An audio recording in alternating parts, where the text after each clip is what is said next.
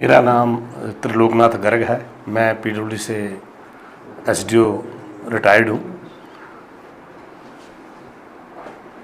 सबसे पहले तो मैं यहाँ आदरणीय जयसी राम जी का, सुभाष जी का और उनके जितने साथियाँ आए हुए हैं धन्यवाद करता हूँ कि इन्होंने जितना मान सम्मान हमें दिया वो कुछ ज़रूरत से ज़्यादा ही है, तो फिर भी मैं इनका जो है बहुत धन्यवाद करता हूँ। अब सवाल ये है कि आज हम सब लोग यहाँ इकट्ठे हुए हैं राष्ट्रीय एकता बल संगठन। राष्ट्रीय एकता बल जो संगठन है ये हमने क्यों चुना? बनाने वालों ने तो इसको बना दिया।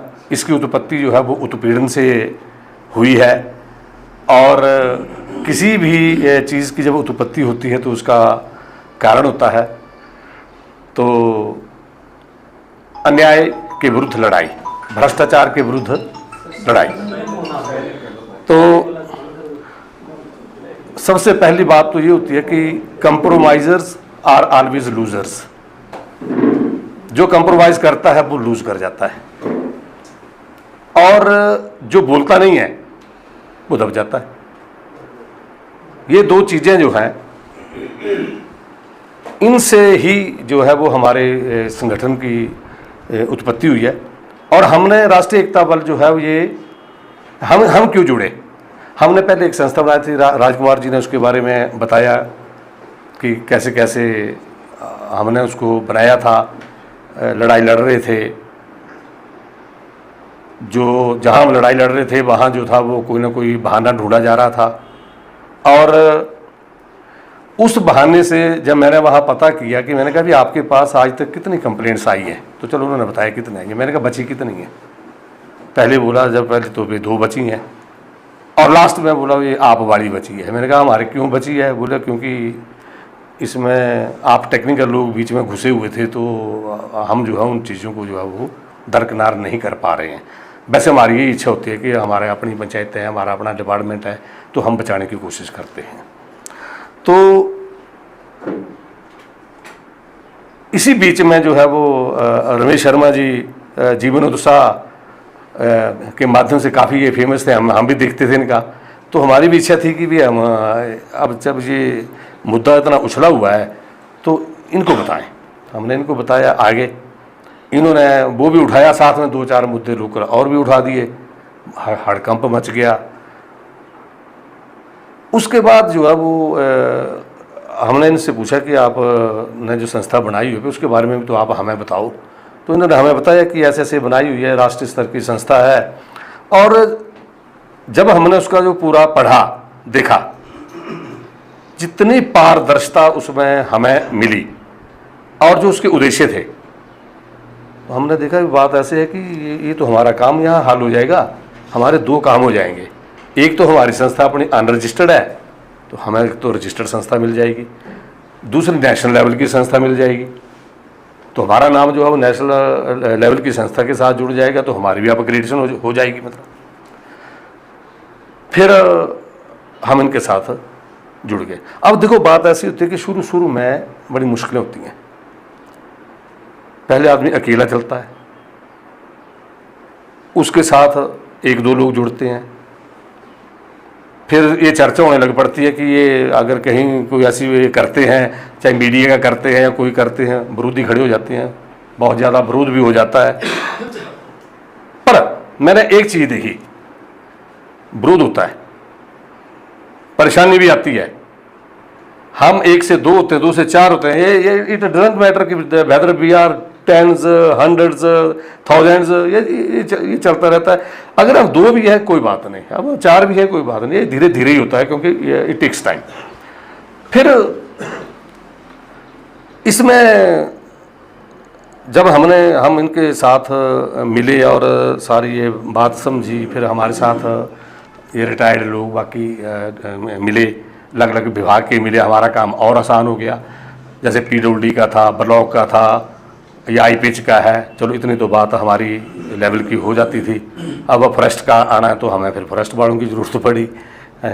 तो कुछ समाज सेवियों की भी ज़रूरत पड़ी, विजिलेंस वालों की ज़रूरत पड़ी, पुलिस वालों की ज़रूरत पड़ी, तो ऐसे टेलीफोन वालों की भी ज़रूरत पड़ी एक दो जगह वहाँ जाके। तो हम मतलब ऐसे ऐसे अलग अलग डिपार्टमेंट्स के लोग जो थे वो इनके साथ जुड़ गए और हमने बहुत से जो मुद्दे उठाए।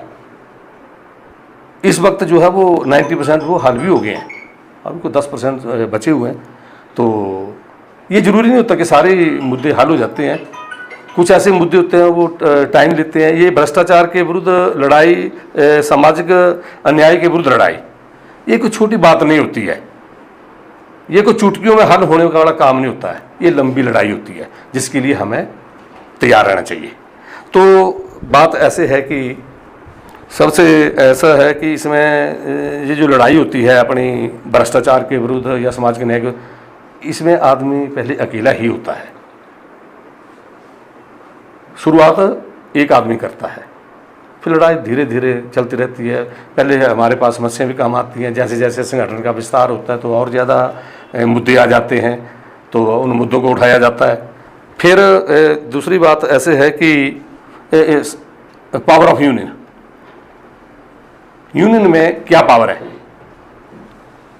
संस्था बना दिया, अकेला आदमी चल पड़ा वहाँ जाके, उसको फिर वही समस्या रहेगी। जब हम जहाँ 10 लोग जाएंगे तो कोई उसका असर होगा, अब 50 चले जाएंगे तो वहाँ जाके जो है वो दूसरा तो पहले वैसे आधा उसका काम वैसे हो जाता है। अब आप 3-4 विभागों में गए, रमेश शर्मा जी वहाँ जाके एक डिप्टी रेंजर साहब थे वहाँ, BO साहब, वो जब बात चली तो RO साहब अपनी बात रख देते, वो आए, वो अगर नहीं ऐसा होता है वैसा होता है। और रिटायर्ड लोग हमारे जो फर्स्ट वाले थे, इन्होंने ये उठे तो इन्होंने बोला नहीं ये ऐसे होता है, रूल ये है, ये यहाँ ऐसे होता है, यहाँ ऐसे होता है। वहाँ जाके और फिर वो थोड़ा थोड़ा ठंडा होगा और रमेश शर्मा लगे बोले ऐसे करो, पहले इनको बोलने दो फिर मैं बोलता हूँ। इन्होंने उनको बोलने दिया, जब ये उठे सारा साफ ही हो गया काम। फिर इन्होंने तो ऐसा साफ कर दिया, ऐसा मतलब इसका धो ही दिया इन्होंने। और उसके बाद वो मानेंगे उस बात को भी, नहीं जी हम इसका जो देखते हैं, इसका हम हल कराते हैं। तो संगठन में बड़ी ताकत होती है।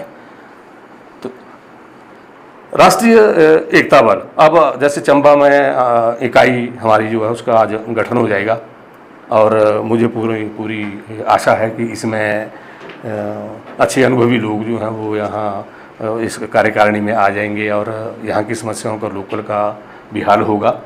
तो सबसे पहले तो जैसे हमारे रमेश शर्मा जी हैं, हम इनके बड़े धन्यवादी हैं। अगर आज हम यहाँ चंबा हैं तो भी इनकी वजह से आए हैं, इस संगठन के साथ जुड़े हैं, तभी इनकी वजह से जुड़े हैं। और एक इसको जो राष्ट्रीय एकता बल का जो संविधान बनाया है उसमें हम लोगों का कोई योगदान नहीं है। पढ़ने में हमारा योगदान जरूर है, लेकिन उसको बनाने में कोई योगदान नहीं है। ये हमारी समझ नहीं आती कि इन्होंने कितनी ये मेहनत की, कितना टाइम इन्होंने लगाया और इस संगठन को तैयार किया। तो ऐसा है कि इसके बारे में बिल्कुल डिटेल में हमारे रमेश शर्मा जी जो हैं वो पूरी बात सबको बताएंगे थॉरोली। अन्याय के विरुद्ध ये लड़ाई है, सामूहिक रूप से हम सब ने लड़नी है। और मैं आप सबका जो है वो तहे दिल से धन्यवाद करता हूँ कि आज यहाँ हम सब इकट्ठे हुए हैं और राष्ट्रीय एकता बल जो है वो इसकी हमीरपुर के बाद अगली इकाई का गठन यहाँ हो रहा है। 2-3 जिलों में बाद में जो है वहाँ भी हमारी तैयारी हो रही है। तो इसके लिए जो है मैं आप सबको बधाई भी देता हूँ और शुभकामनाएं भी देता हूँ और आशा करता हूँ कि ये हमारा जो यहाँ चंबा का संगठन जो है वो एक बहुत अच्छा काम करेगा।